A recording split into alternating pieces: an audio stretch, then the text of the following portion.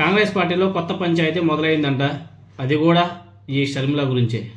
ఎందుకంటే ఆమె కాంగ్రెస్ పార్టీలో ఉంటూ ఆమె ఏదైతే సొంత పంచాయతీ ఉందో, ఇంట్లో ఆస్తి గొడవలు ఉన్నాయో వాటి మీద ఎక్కువ ఫోకస్ పెట్టి ప్రతి ప్రెస్ మీట్లో కూడా దాని గురించే మాట్లాడుతుంది తప్ప రాష్ట్ర సమస్యల గురించి, రాష్ట్ర ప్రభుత్వం చేస్తున్నటువంటి అవలంబిస్తున్నటువంటి కార్యక్రమాల గురించి ఎక్కడ కానీ ప్రశ్నించడం లేదు. మైక్ పట్టుకుంటే జగన్మోహన్ రెడ్డి సైతాన్ వైసీపీ వాళ్ళు అని చెప్పేసి మాట్లాడుతుందే తప్ప, అరే మైక్ పట్టుకుంది వెనకేమో కాంగ్రెస్ పార్టీకి సంబంధించిన ఫ్లెక్సీ ఉంటుంది, దానికి సంబంధించి ఏమైనా మాట్లాడాలా, పార్టీ బలోపేతం గురించి ఏమైనా మాట్లాడాలా, రాష్ట్ర సమస్యల గురించి ఏమైనా సరే మాట్లాడాలా, ఈ కూటమి ప్రభుత్వం అవలంబిస్తున్నటువంటి పనుల గురించి మాట్లాడాలా, అప్పుల గురించి మాట్లాడాలా, సమస్యలు ఎన్నో ఉన్నాయి. రీసెంట్గా రాజమండ్రిలో 16 మంది కల్తీ పాలు తాగి చనిపోయారు. కల్తీ పాలు తాగి దాని గురించి ఏ రోజైనా సరే షర్మిల ప్రశ్నించింది. ఎన్నో సమస్యలు ఉన్నాయి. ఈ సమస్యలన్నింటిని కూడా వదిలేసి జగన్ నాకు ఆస్తి ఇవ్వలేదు, జగన్ ఈ ఆస్తి ఇవ్వలేదు, జగన్ ఆస్తులకి, వీళ్ళ సొంత పంచాయతీకి, రాష్ట్ర సమస్యలకి ఏమైనా సరే సంబంధం ఉందా? ప్రతి కొంపలోనూ ఉంటాయి గొడవలు. ఆస్తి గొడవలు ఏ కొంపలో లేవు చెప్పండి? ఎవరి కొంపలో లేవు? ఏ కొంపలో లేవు? ముఖేష్ అంబానీ, అనిల్ అంబానీ అక్కడ నుంచి మొదలుపెట్టినా కానీ ప్రతి ఒక్క కొంపలో ఉన్నాయి. ఏ నారా చంద్రబాబు నాయుడు గారి కొంపలో లేవా? రేవంత్ రెడ్డి గారి కొంపలో లేవా? కేసీఆర్ గారి ఫ్యామిలీలో లేవా? ఏ ఫ్యామిలీ లేవు ఆస్తి గొడవలు? ప్రతి ఒక్క ఇంట్లోనే ఉండే సమస్యలు ఇవన్నీ కూడా. వాటిని రాజకీయంగా ఏ విధంగా మలుచుకోవాలని చెప్పేసి ప్రయత్నాలు చేస్తున్నారు ఈ తెలుగుదేశం పార్టీ, షర్మిలాని అడ్డం పెట్టుకొని. ఎందుకంటే చంద్రబాబు నాయుడు గారి కనుసన్నల్లో షర్మిల మిలుగుతుంది కాబట్టి ఆయన దారిలోనే ఈమె ముందడుగు కూడా వేస్తుంది. అక్కడ కాంగ్రెస్ పార్టీ వాళ్ళేమో ఏడుస్తున్నారు.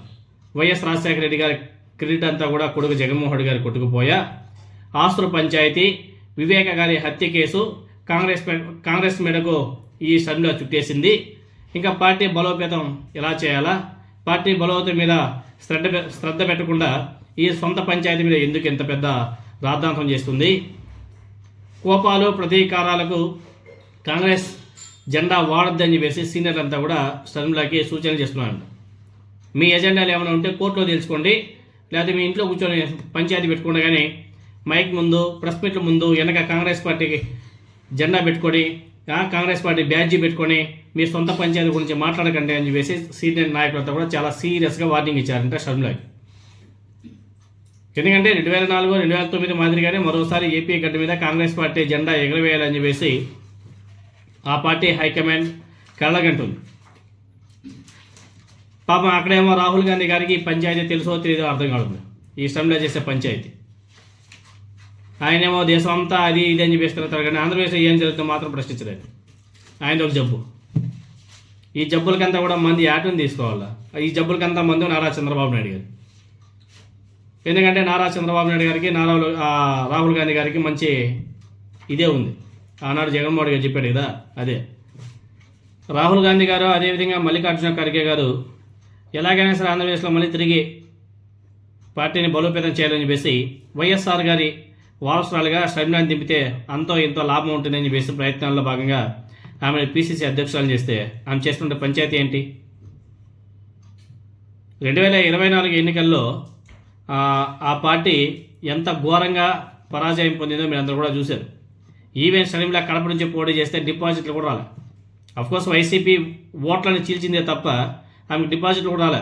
ఎందుకంటే ఆమె ఎజెండా ఒకటే, వైసీపీని ఓడించాలా, చంద్రబాబు నాయుడు గారికి మేలు చేయాలా.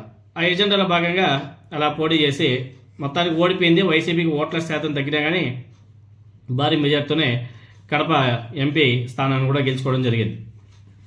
ఎన్నికలకు ముందు ఈ షర్మిల పార్టీ పగ్గాలు స్వీకరించడంతో సమయాభావం వల్ల పార్టీని గెలిపించలేకపోయారని చెప్పేసి కాంగ్రెస్ పార్టీ నాయకులందరూ కూడా భావించారు.